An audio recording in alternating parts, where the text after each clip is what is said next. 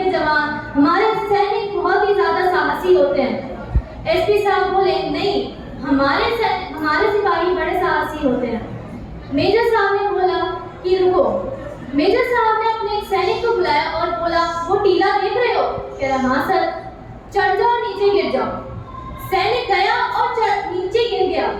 Major साहब बोले, देखो इसे कहते हैं साहस।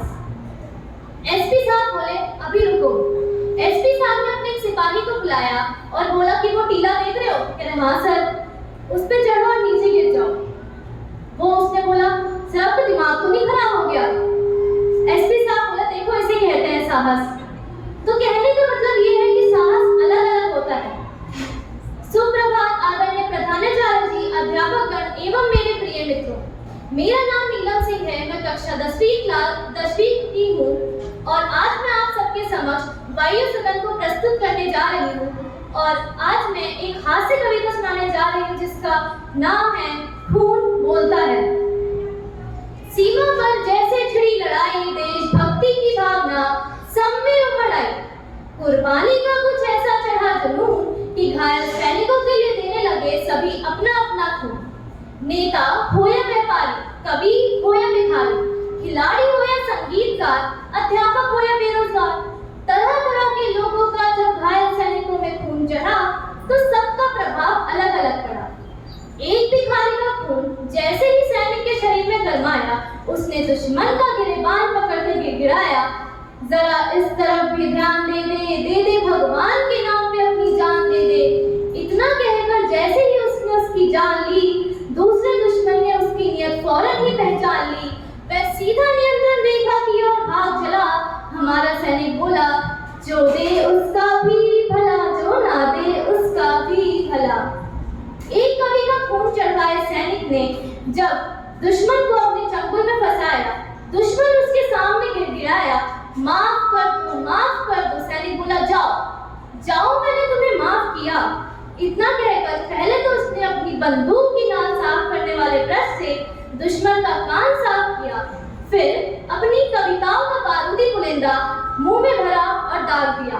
12 दोहे, 24 कविताएं, 36 चौपाई, और जब तक उसके प्राण नहीं निकले तब तक उससे तालियां बजवाई। एक सैनिक को जिसका खून चढ़ा था वो था व्यापारी।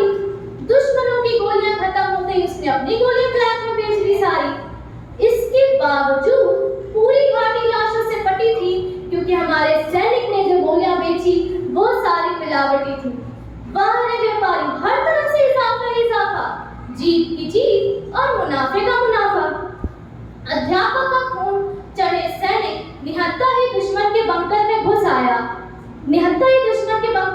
आया और एक का कान मरोड़ते हुए घुर्राया, अच्छा, मेरे पीरियड में आधी क्लास भाग आए, तुम सब इस क्लास में कैसे घुस आए?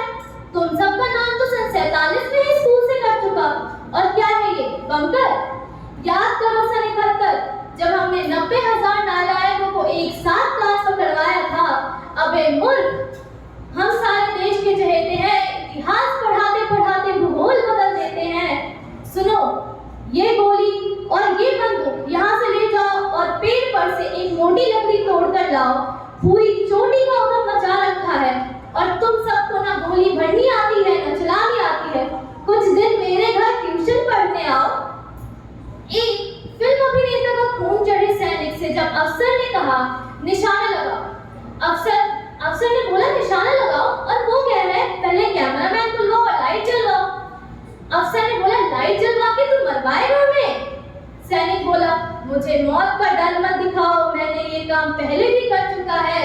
अब से पहले 15 फिल्मों में 50 बार मर चुका हूँ। अफसर बोला, 15 फिल्म में 50 बार? ऐसा तुमने क्या करा था? सैनिक बोला, क्यों, रीटेक में तेरा बाप मरा था?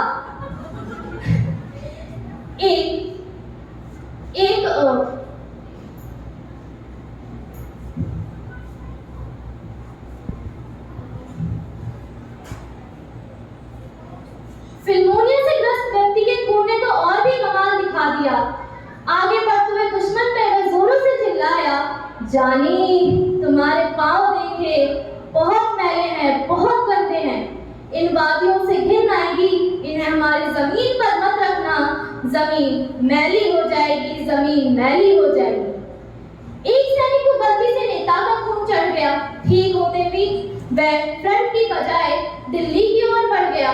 जब उसे फ्रंट के बारे में समझाया तो वह गुनगुनाया, यार मेरी तो तबीयत खारी हो गई, तुम फ्रंट की बात कर रहे हो, वहां चुनाव की अधिसूचना जारी हो गई।